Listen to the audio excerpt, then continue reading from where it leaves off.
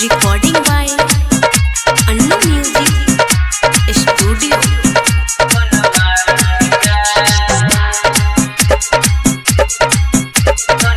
Mixed by Amar Raj Singh. किवरनी मचाउरे कोन मारती सा किवरनी मचाउरे कोन मारती सा नदन छौरी आइली मारती ते करे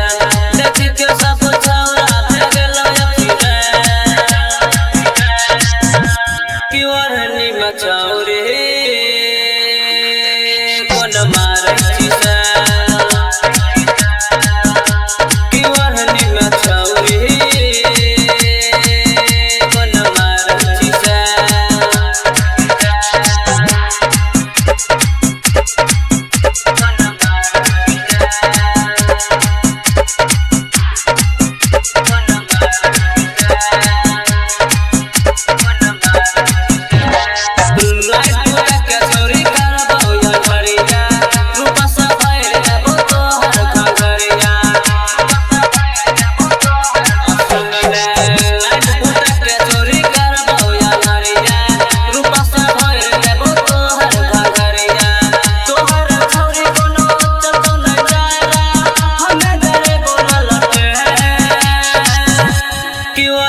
मचाउरे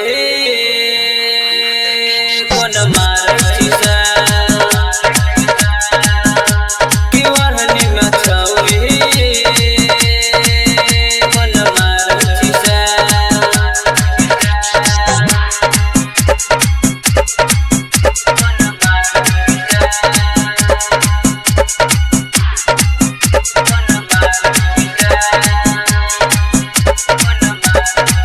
कौम चोरी जब भी नहीं छिपाया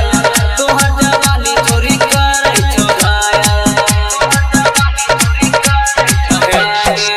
कौम चोरी जब भी नहीं छिपाया तोहर जवानी चोरी करे छोड़ाया रगर चंदन समसम बिहारी तोरा बने तो करे किवरनी मचाउरे कोन मारती सा